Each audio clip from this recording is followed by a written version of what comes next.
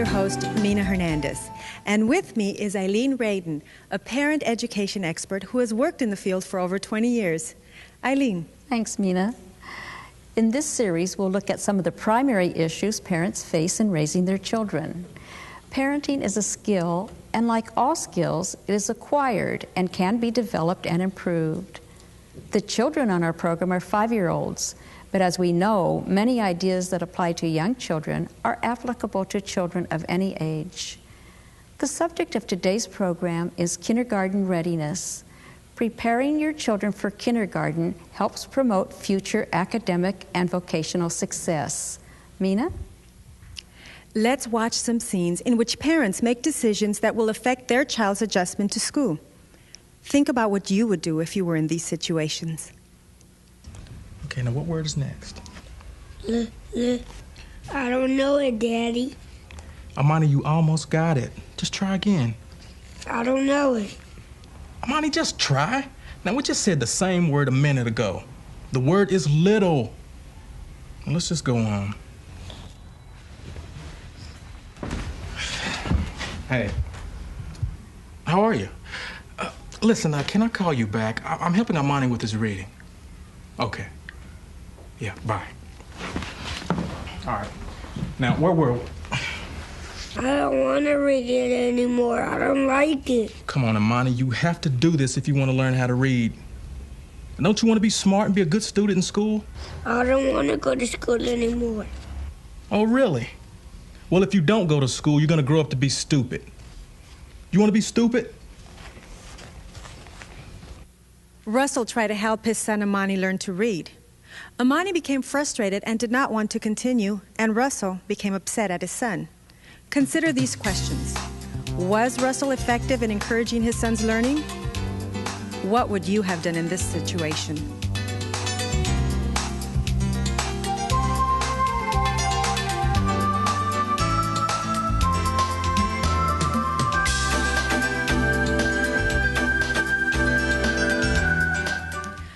Was Russell effective in encouraging his son's learning? Definitely not. I think, if anything, he was discouraging him. He seemed to be pressuring him. Okay. Here's another opinion. If you try to force Amani to study, you could turn him off from school altogether. He didn't want to go to school. After all, he just started kindergarten. Russell? I want my son to be a good student. Now, his education is just beginning, and I want to set the message right away that education comes first. Okay, hold on. I agree with Russell. You don't want children growing up thinking it's not okay to learn. Yeah, but I mean, of course you have to encourage your children to learn, but you don't want to make it a chore. I mean, learning for young children should be a pleasurable experience. Eileen?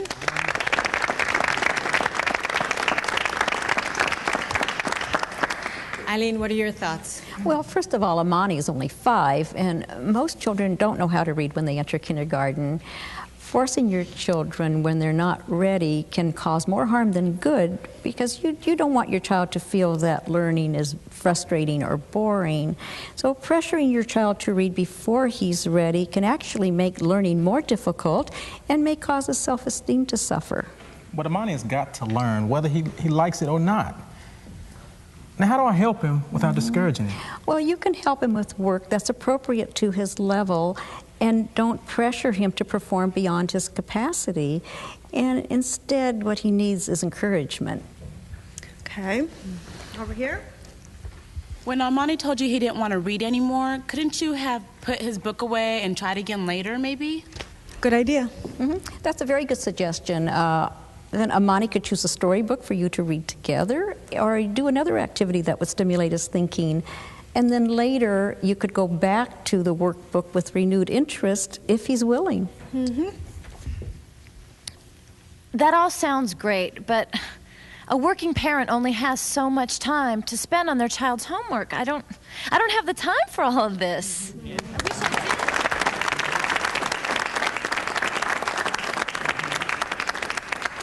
Which brings up a very good question, Eileen. How much time should a parent spend helping his child with his homework?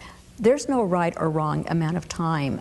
If the homework is assigned by a teacher, then the time spent, it depends upon how long it takes to complete the task.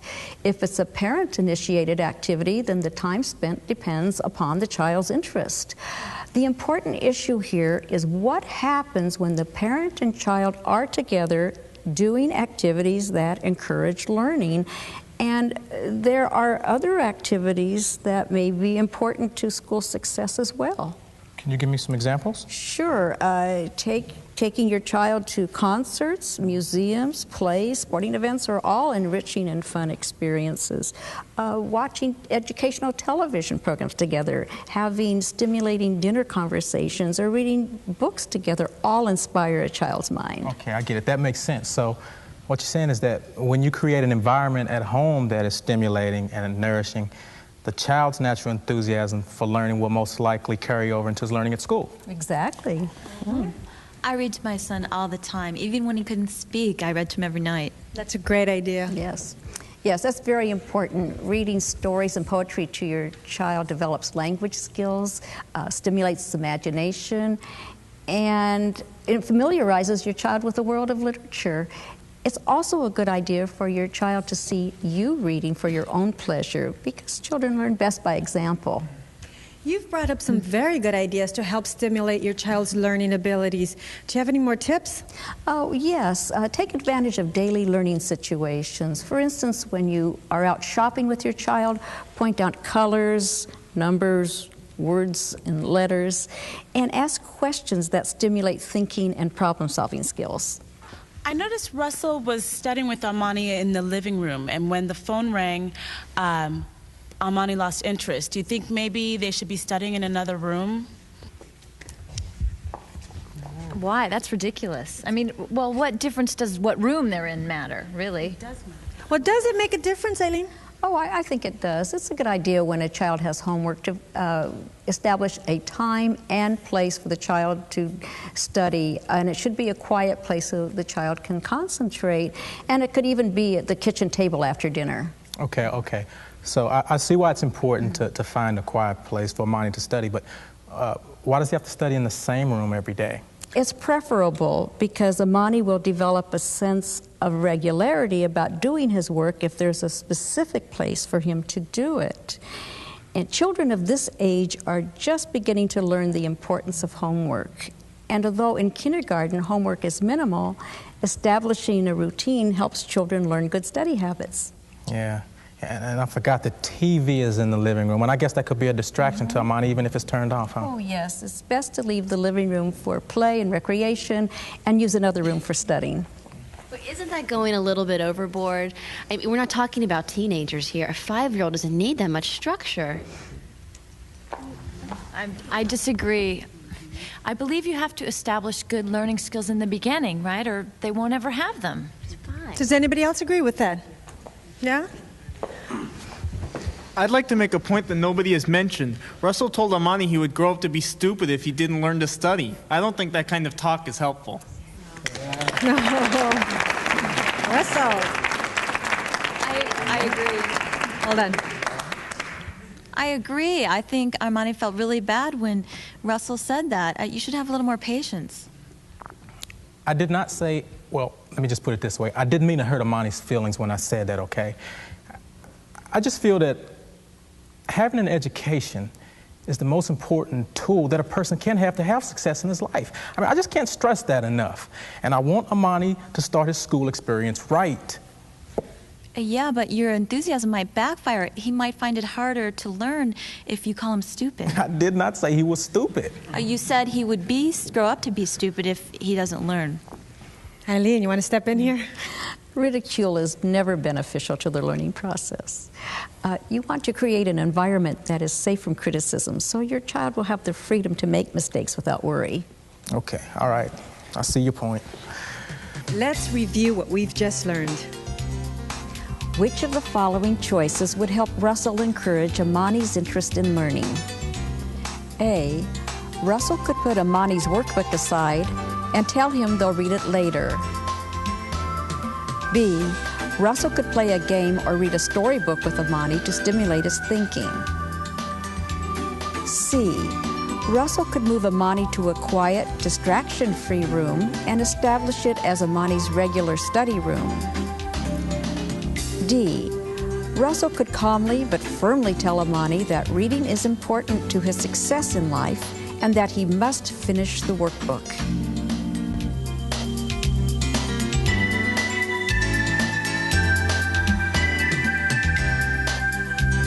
A, B, and C are appropriate choices for Russell. You may have additional good ideas as well. Letter D is not the best choice for Russell. When he pressures Amani to learn before he's ready, Amani could become frustrated, which makes the learning process more difficult. Let's summarize some of the key points we've discussed so far. Number 1. In the learning process, children progress at their own rate of development. When you pressure your children, learning can become a difficult and negative experience for them. Number 2, when your child is assigned homework, establish a regular place and time for him or her to study that is quiet and free of distractions. Number 3, teach children that learning is important and fun by demonstrating how you learn. Read in their presence. Number 4, read to your children and have stimulating conversations and take them to places of cultural interest. Number 5, always praise your child's effort and help him take pride in himself. Avoid ridicule because it damages self-esteem and is counterproductive to learning. Russell, would you like another opportunity to help Amani learn? Absolutely. Let's watch and see what he does differently. What word is next? Look, I don't know it, Daddy. You almost got it, Amani. Let's just try again. I don't know it. The word is little. Do you want to read any more? No. Okay, we'll just put this away for now. Maybe we'll try again later. Say, how would you like to read a storybook with me? Okay. Okay. Okay. Oh, okay. All right. Now, this is one about a prince. Prince meets a princess. Now, what happened to the prince? He turned into a frog. That's right, Amani. Did you like the story? Yeah, but I don't like when he had to kiss the princess. Go read another story. How did that feel, Russell? I felt much better. I was patient when Amani didn't want to read, and I found a way to interest him in books. Good work, Russell. Now let's watch another scene between two parents and their child. Remember to ask yourself, what would I do in this situation? Max, let's go. We have to leave a half hour earlier now, remember? You don't want to be late for your first day of kindergarten now, do you? What's the matter, Max? I don't want to go to school.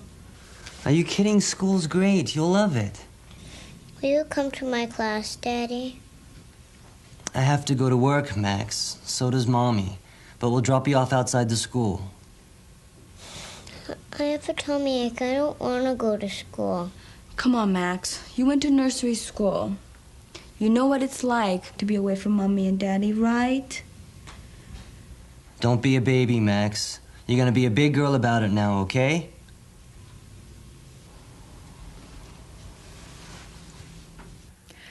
Max was scared about her first day in school, and her parents tried to console her. Did Sharon and Stephen ease Max's anxieties about going to school? What would you have done in the same situation?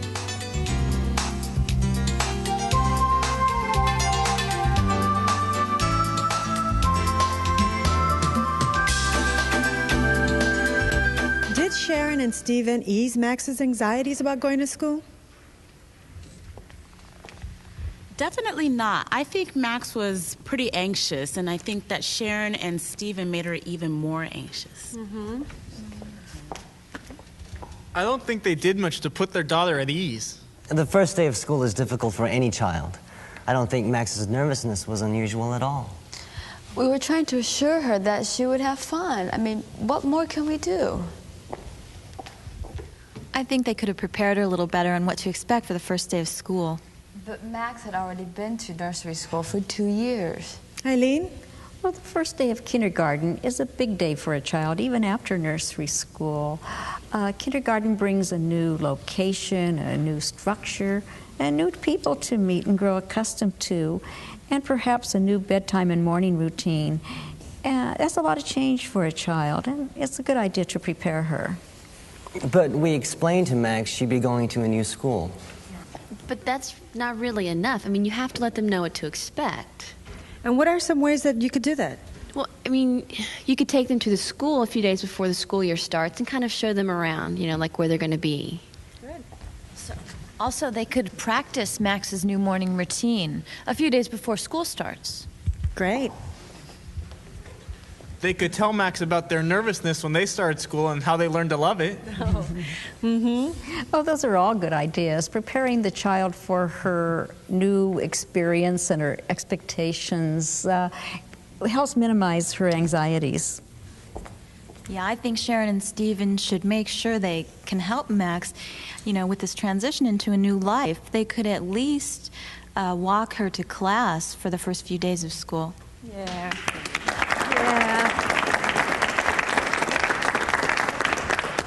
I have to say I totally disagree with that, because separation from the parents is traumatic for the children, and I think walking them up to the school is just going to prolong that anxiety. But they could make it a little easier for her, you know, this transition. Eileen, you want to step in? There are several things you can do to help your child's transition. If possible, arrange to take your child to school and pick her up yourself, at least for the first few days, because it will ease her anxieties and help her cope with her fears. If you can't do it yourself, try to find someone with whom the child is comfortable. And it is a good idea to walk her to the classroom because she'll find it comforting.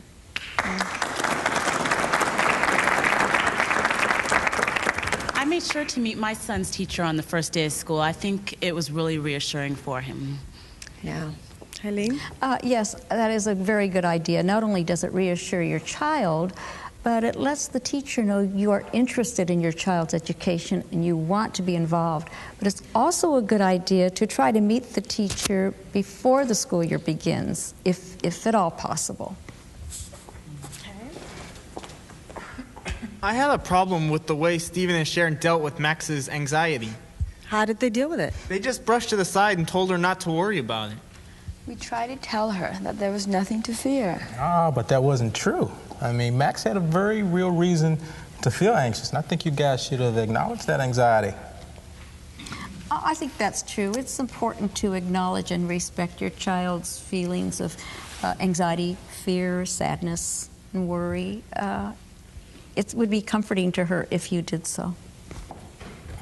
This may sound kind of corny, but I had a really hard time when my daughter first went to kindergarten. I felt like I was sending my baby off into this world, and that I also felt like I was going to lose a big part of our relationship. Has anyone else felt that way? Yeah? Mm-hmm. Yes, you not only have to acknowledge your child's feelings, but your own as well. Yes. Mm-hmm.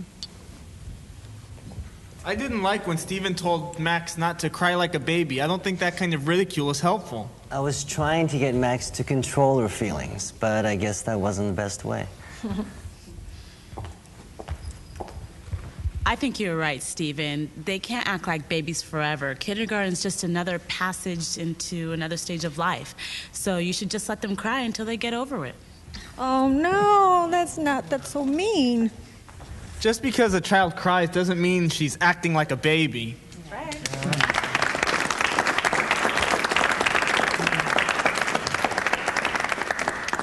That seems like an unnecessarily harsh way to deal with separation. Once your child knows school is a safe and friendly place, she'll be fine. But until then, give her all the support she needs.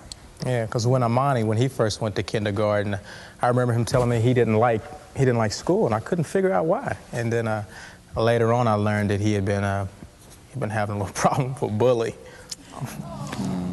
Well, Often a child's anxiety about going to school may not be school itself, but it could be a problem with peers. Or sometimes it's a family problem or a case of low self-esteem in a child. But whatever the problem, reassure your child and give your child emotional support. If it is a problem with friends, speak to the teacher to find out what's going on and then help your child resolve the problem. Great discussion. Good. Now, let's review what we've just talked about. Which of the following choices would help Stephen and Sharon alleviate Max's anxieties about kindergarten? A. Stephen and Sharon could explain to Max in detail about her new environment and rehearse her new morning routine before the semester starts. B. Stephen and Sharon could take Max to the school before the school year begins and try to meet her teacher, if possible. C. On the first day of school, Stephen and Sharon could drop Max off in front of the school and let her find her own way in. D. Stephen and Sharon could try to take and pick up Max themselves for the first few days.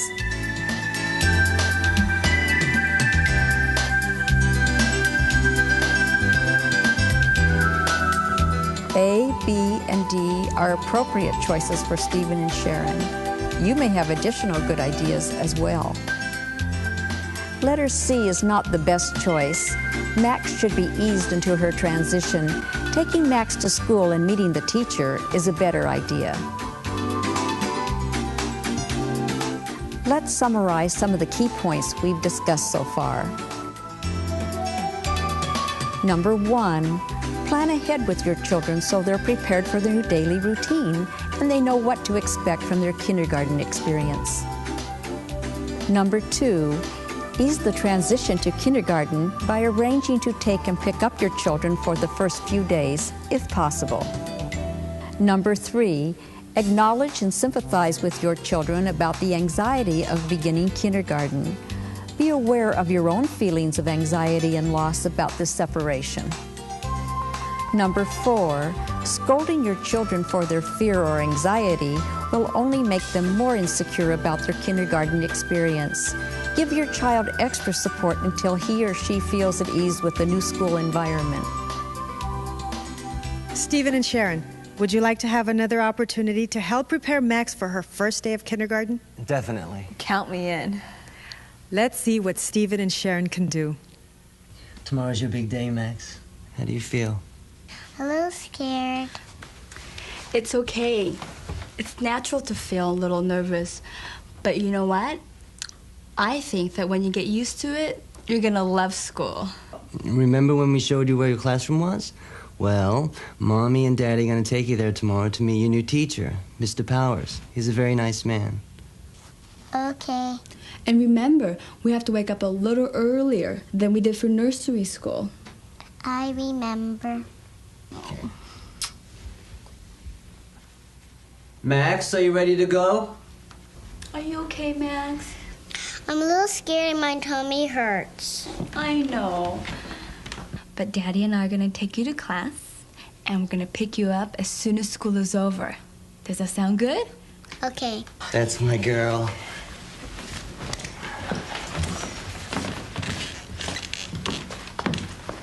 How did that feel? Great. Planning ahead made all the difference, and Max felt a lot better. Even though she was a little nervous, I think we were able to reassure her. Well, we're all here to learn. Any final thoughts, Eileen? Yes, kindergarten is the beginning of your child's formal education. The more you do to be prepared for that experience, the more likely he or she will feel successful. Now let's summarize some of the key points of our discussion. Number 1, enrich your children. Avoid pressuring a child beyond his or her ability. Number 2, establish a regular time and place to learn. Number 3, set a good example. Number 4, create a learning environment at home. Number 5, praise effort. Number 6, Ease the transition to kindergarten by preparing the child for the experience. Number 7, acknowledge worries and fears. Number 8, avoid scolding. Respect your child's feelings. These 8 points can help you prepare your child for kindergarten. Keep them in mind as you help his or her transition to a new school experience.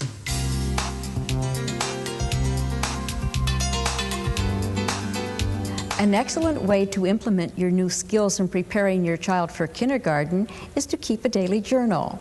Write down the methods you use to help your child become ready to learn and to adjust to the new educational experience. Thanks, Eileen. We hope that watching this program has helped you in your relationship with your own children. We thank you for watching our series, The Now and Future Parent. And remember, children are our future. Goodbye.